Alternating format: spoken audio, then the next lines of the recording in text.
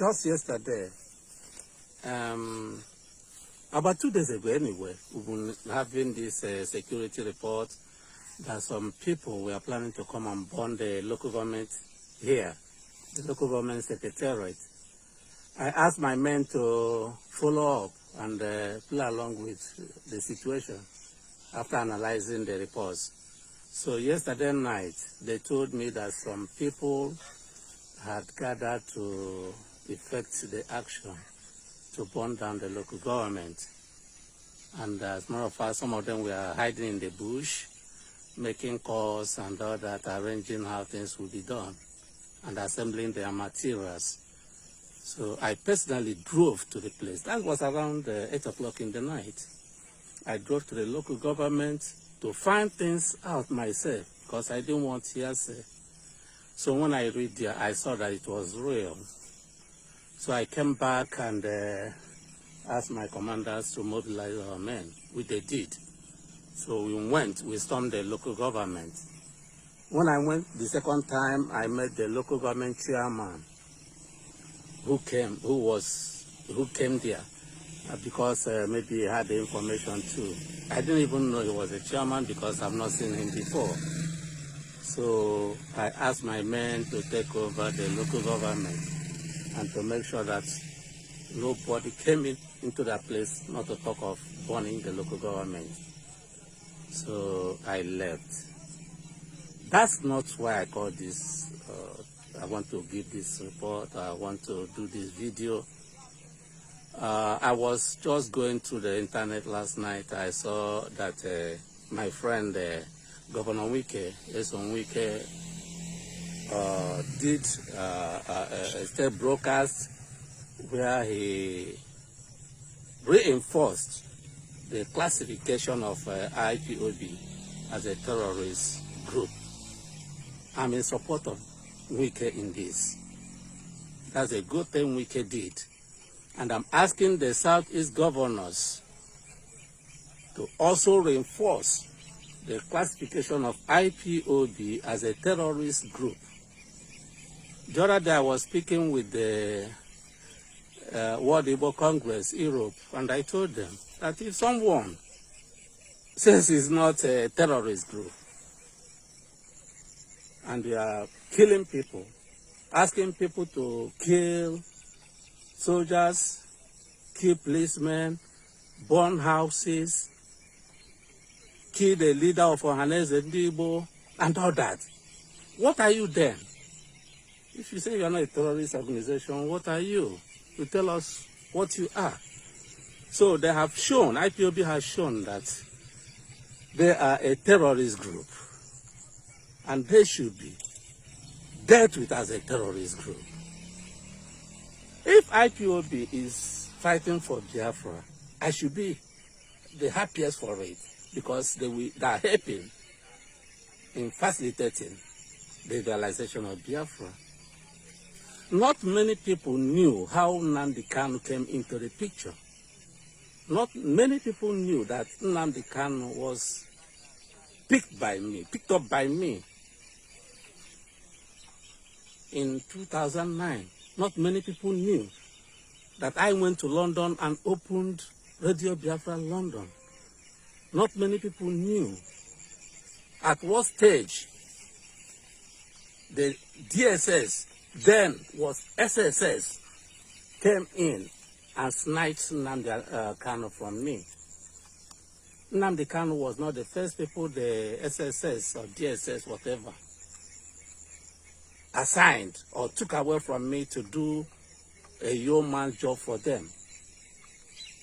The first was Ambrose Anyaso, who was detained with me. They called him out and promised him heaven and earth to work against me, to bring the struggle down. He agreed with them because two of us were detained at the underground SSS facility in Abuja then. We stayed there for 6 months in Abuja, their head office. When we came out, Anyaso told me everything and said he wouldn't do that. The next person that approached was Arinze Bani. They all refused because they were my loyal colleagues. Then when I opened Radio Biafra London, because Nnamdi Kanu was away from me. He was in London and I was here. They approached him. I knew when Nnamdi Kanu went to Abuja from London. I knew. They told, my contacts that told me. Since then, he started working for them. Not many of his members knew that, or still know today that Nnamdi Kanu is not working for Biafra. They don't know. They harassing others and insulting people, insulting me. They don't know that their leader or so-called spring leader is not working for Biafra. But one day, the truth will come out. They will know. He's not working for Biafra. I'm not jealous of him. He's not nothing to me. Okay, what bothers me is how he is putting our youth in a harm's way. Our youth are being killed on a daily basis in their numbers. Last night I was asking myself, these boys now who were in the bush by midnight, trying to come and bomb, scatter the local government, burn the local government. Suppose something happens to them there. Suppose they have a snake bite, or that the military men came in and shot at them and they died. They will die just like that. For somebody who is working his own. Along the line, he fell out with the federal government. Because this is an incorrigible fellow I know so well. You can never satisfy him monetarily. He fell out with the federal government. They are quarreling. The other day, he was telling his members how he went to Sierra Leone, from Sierra Leone to Israel, blah, blah, blah. He told them that the ones he wanted to tell them. But he never told them how he got the documents to travel.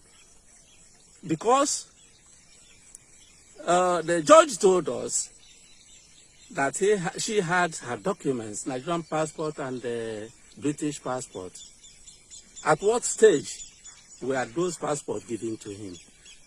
When he went to Sierra Leone, which document did he use to travel to Israel? He's an agent. He's an agent. But not many people know. But that doesn't bother me. What bothers me is what he talks. Things he knows he cannot do. He wants to instigate riots, destabilization. And that's what he wants. Okay, take for instance, what he said about SARS or whatever. SARS. He wasn't part of the game. But he came to take over. Like he took over my Radio Biafra, London. He wasn't the person who formed IPOB. It was Emeka and the late Ikedife that floated IPOB, Indigenous People of Biafra. They contacted him to use Radio Biafra to propagate their ideas, to let the world know about them. As for the purpose I set up the radio itself. Nnamdi Kanu came up to say that the saboteurs, after they had given him everything, the platform, he took over the platform from them and said they were saboteurs, that he is the supreme leader. That's what he is doing now. He has seen that the organizers of the program, what do you call it? NSAS, that have succeeded in making an impact, has come to hijack it to mean or to seem as if he was the organizer. Now he's talking about revolution. Revolution for the youth. Which youth? Nigerian youth. That means you are no more talking about Biafra. That means you are no more the supreme leader of Indigenous People of Biafra. Now we are talking for the whole Nigerian youth, propagating a revolution for the whole Nigerian youth, saying that Buhari must come and speak in both English and Fufudu. What does that have to do if you are looking for Biafra? You are now working for Nigeria. As what? As a head, you want to be the head of state of Nigeria now. You don't want to be the supreme leader of Biafra again. So people should understand. Someone was saying Igbo leaders should assure Yorubas that Nnamdi Kanu is not speaking for Ndigbo. How can Nnamdi Kanu speak for Ndigbo? If any Yoruba man thinks Nnamdi Kanu is speaking for Ndigbo, that's a very big insult to our sensibility. You cannot say Nnamdi Kanu is speaking for Ndigbo. There's one boy in London they call Adenka's grandson, who says Ndigbo should leave Lagos. Can we now say Adenka's son is speaking for Yorubas? Huh? Even if he speaks for Yorubas, Nnamdi Kanu cannot speak for Ndigbo. What the Yorubas should do is to set up a judicial commission of inquiry. The governor should set up a judicial commission of inquiry and see the culpability otherwise of Ndigbo participating in such unholy acts. I can swear to that. No Igbo man will ever do that. For what? In Nigeria today, that it's only the Igbo tribe that strives to make their money through their sweat.